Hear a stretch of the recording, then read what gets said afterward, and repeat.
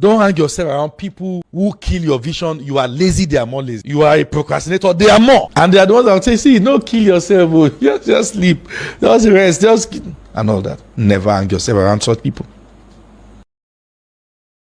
The second thing that the enemy tries to get you into, which are part of his lies, is bitterness. Bitterness. To be bitter is to lose sweetness, to become coarse. If you read the story in Genesis chapter number 34 from verse 1, there's a very interesting story there that stretched down to Genesis chapter number 49. See the consequence of that story. In Genesis 34 verse 1, Bible says that, and Dinah, the daughter of Leah, which she bare unto Jacob, went out to see the daughters of the land. You know the story. Shechem, all right, the son of the king of the land, that's Ammon, saw that girl. The Bible said he took her, he lay with her, and defiled her. Now, this was the daughter of Jacob that reference was made to. And in that lineage, in the Abrahamic lineage, it's a very big deal. So Jacob gathered her brothers and went to see the father of the boy who had defiled the girl. Unlike the story of Amnon and Tamar, this boy took responsibility. He said, I did it. I did it. I love her. I'm sorry that was the approach, but I did it. Now, Jacob said, I've heard. You can marry her, but we don't give our children to infidels.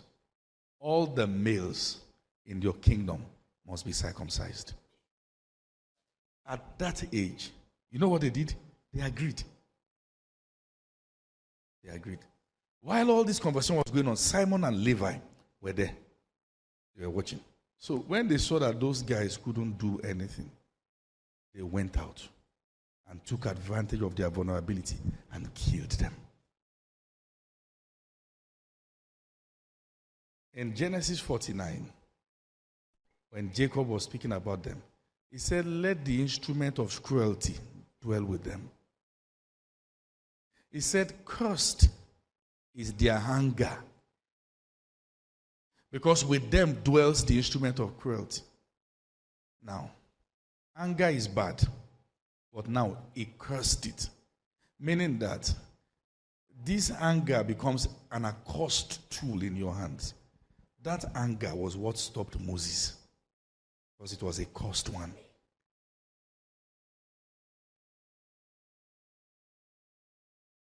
Moses had tried. God had said that there's none on the face of the earth that is as meek as him. Just about the time, one of these days I will take my time to show you the journey of the Israelites. They were close. They were so close. Just at the verge of get to the promised land, they were crying for water again. At that point, it's gotten enough. God said, speak to the rock. He struck the rock, and water came out. And God said, you have not sanctified me before them. When I read that story, my heart sank. God said, take Aaron. He said, both of you, you are not going to get there. He said, take Aaron to the top of the mountain. Strip him of the priestly garment of honor that I gave him, and I will take his life. And they removed the priestly garment of all the precious stones, and he dropped dead. Then God told Moses, now stand from where you are. Look at the promised land there. You won't get there.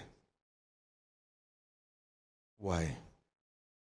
It gets to a point that the heart has faced so much, and you don't know that you have become bitter. You have lost taste. You are not giving the usual flavor.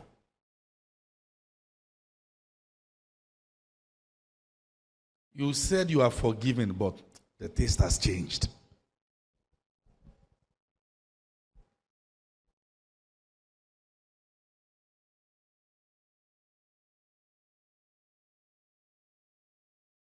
Are you there?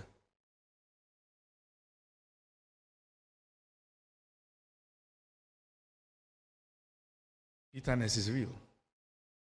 I showed you when I taught on dealing with the root of bitterness, so you have to listen to that teaching again. The story of Amnon, Tamar, and Absalom.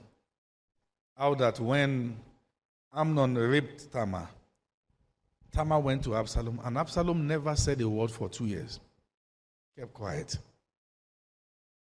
They were seen at different feasts, didn't say a word. The Bible said he didn't speak to him good or bad.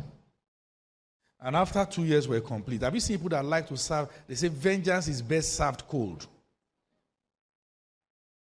He called for a feast. He said, let the sons of the king gather. I want to hold the feast. And he wanted his father to be there. But David couldn't make it. He wanted to kill that boy.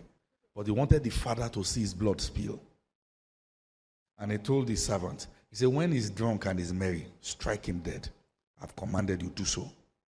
And they killed the boy. All right, then he ran. Then he called Ahithophel to join camp with him. He called Ahithophel David's best advisor. Why?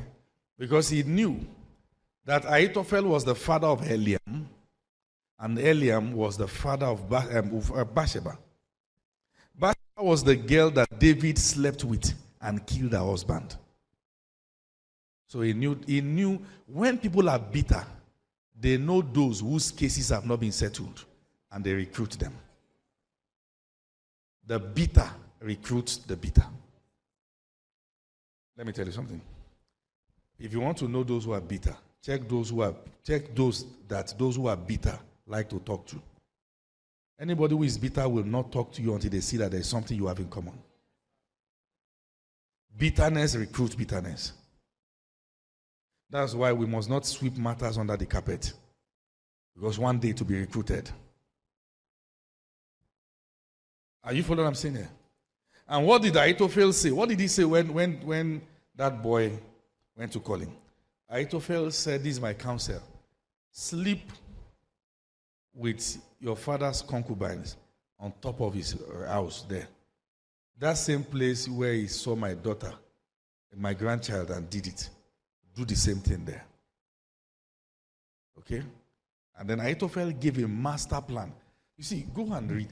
The plan that Ahithophel gave Absalom, if he had done it, David will die.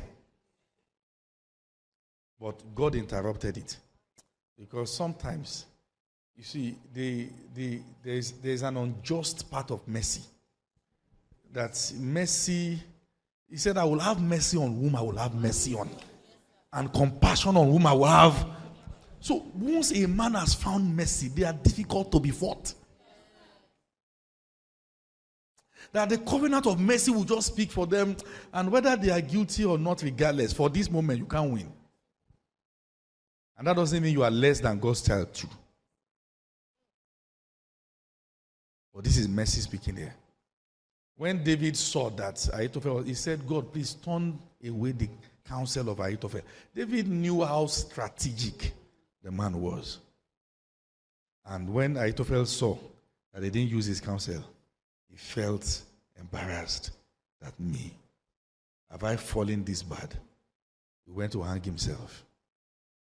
Bitterness always leads people to early grave. At the end of the day, the bitter doesn't win. At the end of the day. It doesn't matter how painful the matter is. The only way for you not to be cheated twice is to forgive. That's the only way. Put your right hand on your chest today and say, I choose to forgive. Say it again, I choose to forgive.